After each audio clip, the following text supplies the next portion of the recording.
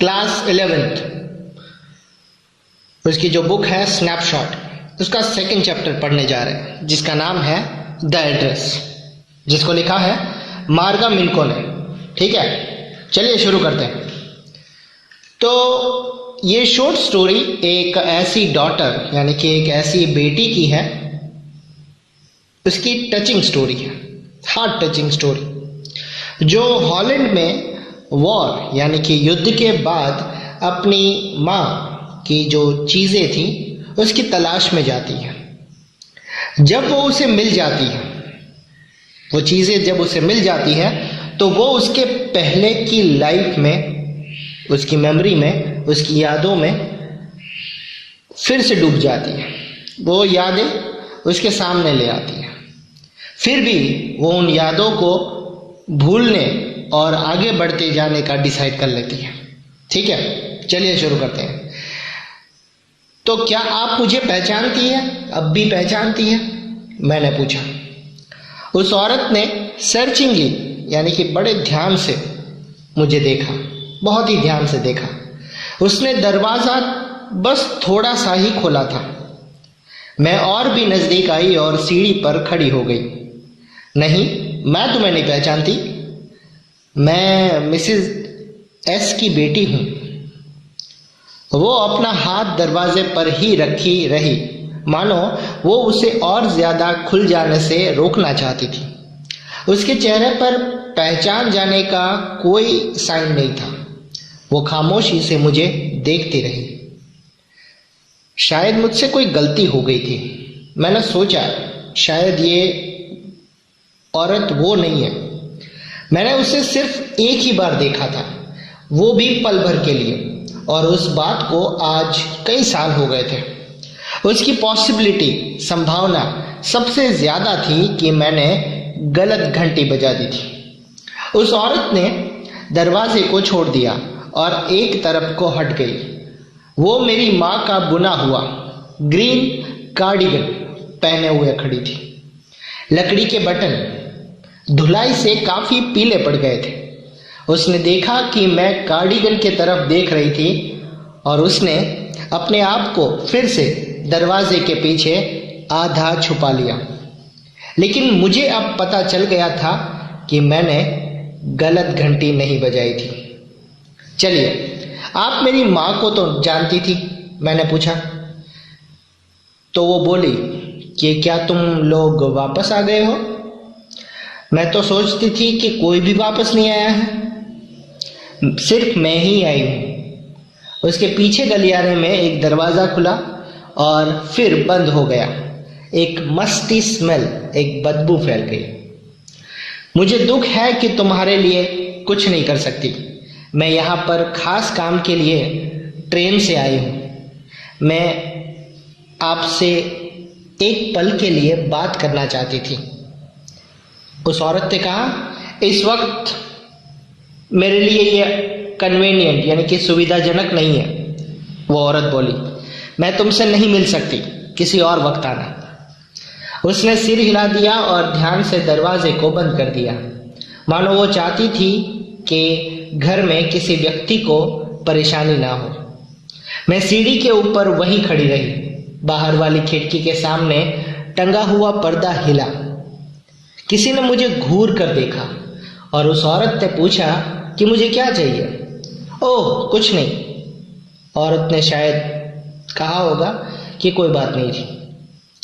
मैंने name plate को दोबारा देखा। उस पर सफ़ेद कलर के ऊपर काले अक्षरों में डार्लिंग लिखा हुआ था, डार्लिंग। और उससे थोड़ा ऊपर खिड़की के बाजू में नंबर भी लिखा था, नंबर 46। जब मैं धीरे धीरे वापस ट्रेन की तरफ जा रही थी, मैंने अपनी माँ के बारे में सोचा। इसने वो पता कई साल पहले मुझे दिया था। ये वॉर के फर्स्ट हाफ की बात थी। मैं कुछ दिनों के लिए घर आई हुई थी और मुझे एकदम ही लगा था कि कमरों में कुछ ना कुछ ज़रूर बदल गया है। मुझे कई चीज़ें नज़र नहीं आ रही थी। मेरी माँ को ताज्जुब हुआ, सरप्राइज हो गई वो कि मैंने इतनी जल्दी ये कैसे जान लिया। फिर उसने मुझे मिसेस डॉर्लिंग के बारे में बताया। मैंने पहले उसके बारे में नहीं सुना था, पर प्रत्यक्ष रूप से वो मेरी माँ की एक पुरानी जान पहचान थी, जिससे वो कई सालों से नहीं मिली थी। वो अचानक ही आ गई थी और आपस में कांटेक्ट बनाने को दोबारा उसने शुरू कर दिया था। तब से वो रेगुलरली आने लगी थी हमारे घर पर। हर बार जब वो यहाँ से जाती है, वो कोई ना कोई चीज़ अपने घर से जाती है। मेरी माँ ने कहा वो चांदी का सारा सामान एक बार में ही ले गई और फिर वो एंटीक प्लेट्स ले गई जो दीवारों पर लटक रही थी। उन बड़े फ्लावर वास को घसीट कर ले जाने में उसे बहुत तकलीफ हो गई, क्योंकि वो बहुत भारी थे और मुझे चिंता है कि सारी क्रॉकरी ले जाने के कारण उसकी पीठ में मचक पड़ गई हो। मेरी माँ ने दया भाव से अपना सर हिलाया। ऐसा करने के लिए उससे कहने का साहस मैं नहीं कर पाती। उसने मुझे खुद ही ये सजेशन दिया था, बल्कि उसने सजेशन नहीं, बहुत जोर दिया था। वो मेरी सभी बढ़िया चीज़ों को किसी नुकसान से बचाना चाहती थी। अगर हमें यहाँ से जाना पड़ा, क्योंकि वॉर चल रही थी, कभी भी यहाँ से ये शहर छोड़ के जाना पड़ता, हमारा घर छोड़ के, तो जितनी भी इम्पोर्टेंट चीज़ें थी वो मेरी माँ मिसेस डॉर्लिंग को दे देना चाहती थी कि जब भी हम वॉर ख़त्म हो जाए और सब कुछ सेटल हो जाए तो हम बाद में आके आपसे ले लेंगे। तो ये थी स्टोरी।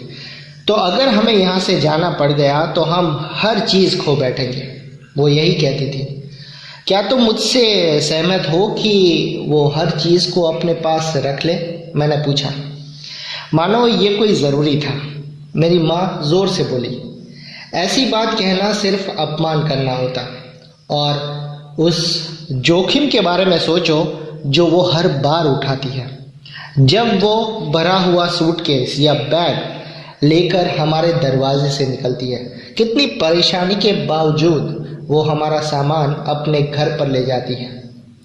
मेरी माँ ने शायद ये देख लिया था कि मैं पूरी तरह से सेटिस्फाइड नहीं हुई थी। उसने झिड़की भरी नज़र से मुझको देखा और उसके बाद फिर हमने इस बारे में कोई बात नहीं की। इस दौरान मैं रास्ते में पड़ने वाली चीज़ों पर ध्यान दिए बिना स्टेशन पर पहुंच गई। वॉर शुरू होने के बाद मैं पहली बार फैमिलियर प्लेसेस यानी कि परिचित जगहों में फिर से चल रही थी, लेकिन मैं उससे और आगे नहीं जाना चाहती थी जितना कि ज़रूरत है। मैं उन स्ट्रीट्स और हाउसेस के साइड से अपने आप को अपसेट नहीं करना चाहती थी जो मेरे प्रेशियस टाइम की मेमोरीज यानी कि यादों से भरे हुए थे।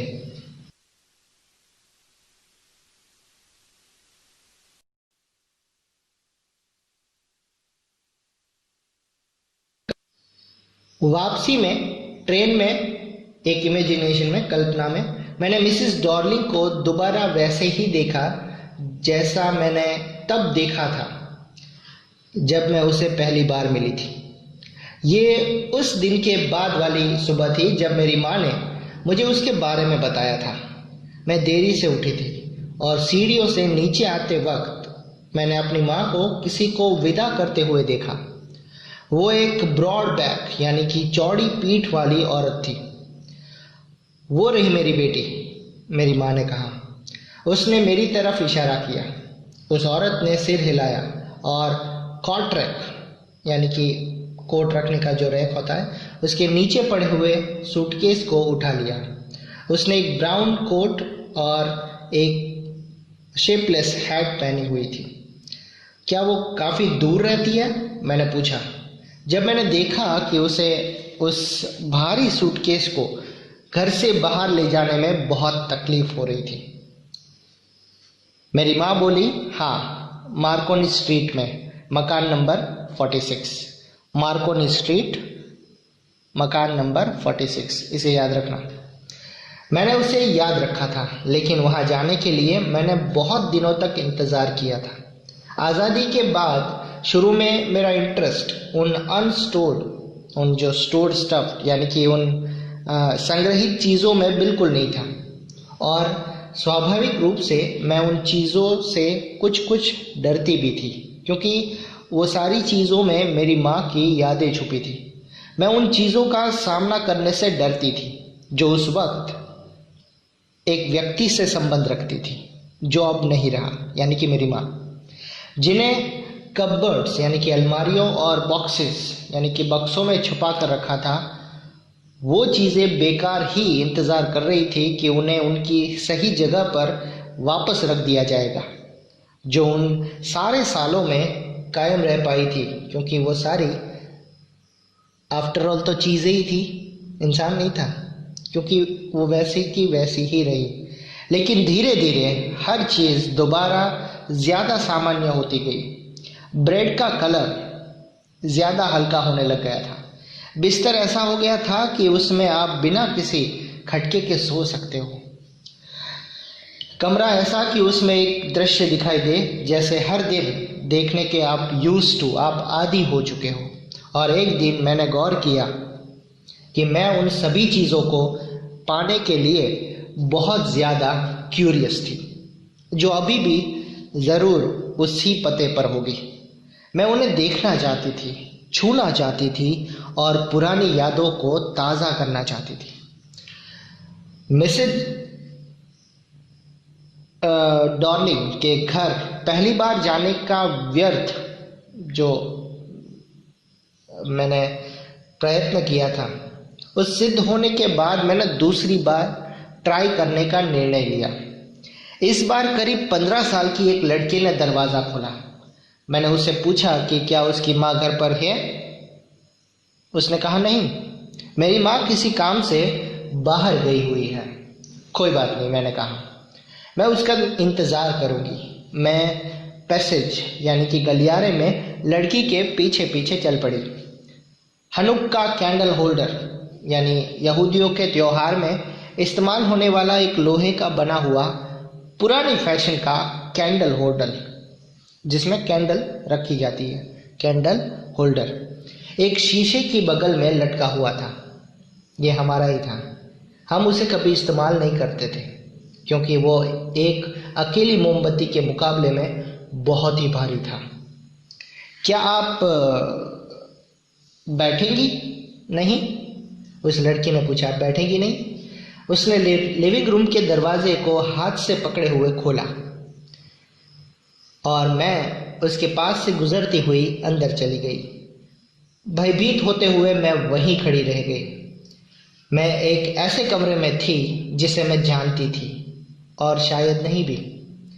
मैंने अपने आप को ऐसी चीज़ों के आसपास, ऐसी चीज़ों के बीच में पाया जिन्हें मैंने ज़रूर ही देखना चाहा था, लेकिन जिन्हें इस स्ट्रेंज एटमॉस्फेयर, इस विचित्र वातावरण में देखकर मुझे बहुत दुख हो रहा था। ये सारी चीज़ें मेरी ही थी, लेकिन किसी और के घर पे देखकर मैं बहुत दुखी थी। ये शायद इस कारण से कि हर चीज़ टेस्टलेस वे यानी कि कुरुचि पूर्ण ढंग से रखी हुई थी, या फिर उस अगली यानी कि बदसूरत फर्नीचर की वजह से, और या उस मगी स्मेल, एक दुर्गंध के कारण जो वहाँ बहुत ज़्यादा बसी हुई थी। मैं नहीं जान पाई, लेकिन मैं मुश्किल से ही अपने आसपास देखने का साहस जुटा पाई। लड़की ने एक कुर्सी मेरी तरफ सरकाई। मैं उस पर बैठ गई और उसकी वुलन टेबल क्लॉथ को टकटकी लगाकर देखने लगी। मैंने टेबल के ऊपर एक वुलन क्लॉथ, एक कपड़ा रखा हुआ था, वो भी हमारा था, तो उसको देखने लगी।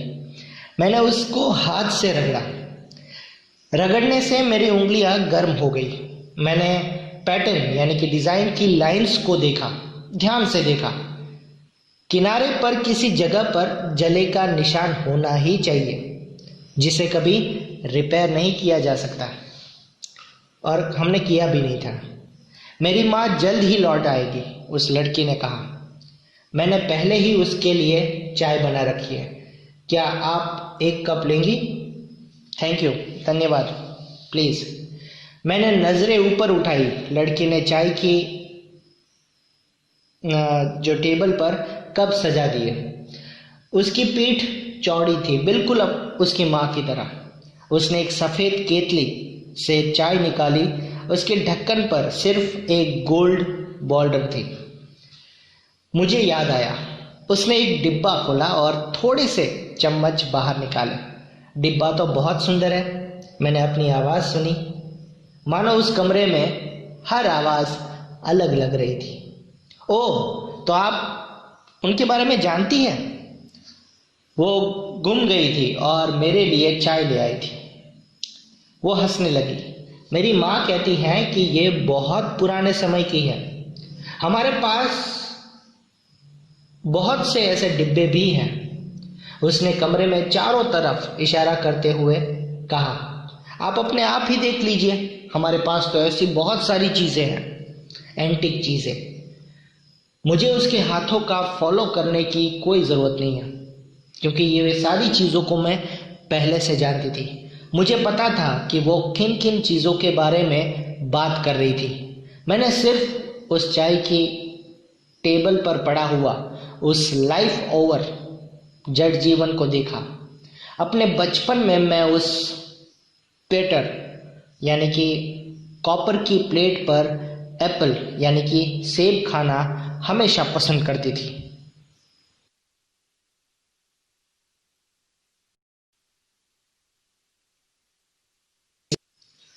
हम इसे हर चीज के लिए इस्तेमाल करते थे, वो बोली।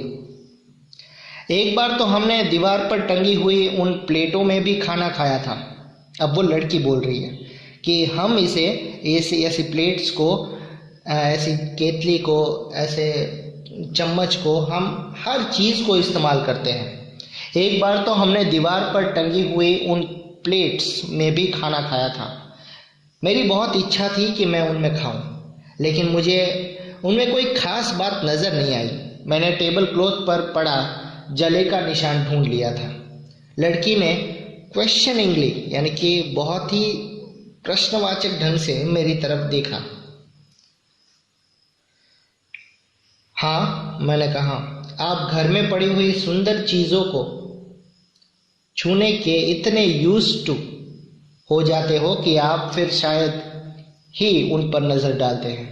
आप तभी गौर करते हैं जब कोई चीज अपने स्थान पर नहीं होती, या फिर उसकी रिपेयरिंग करनी हो, या फिर आपने किसी को कुछ टाइम के लिए किसी को दे दी हो।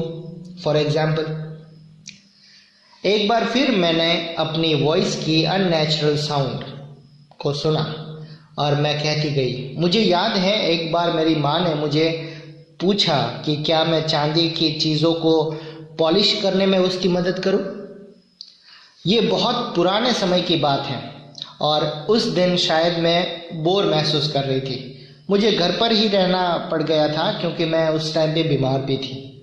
उसने मुझे पहले इस काम के लिए, मेरी माँ ने पहले मुझे इस काम के लिए कभी नहीं कहा था।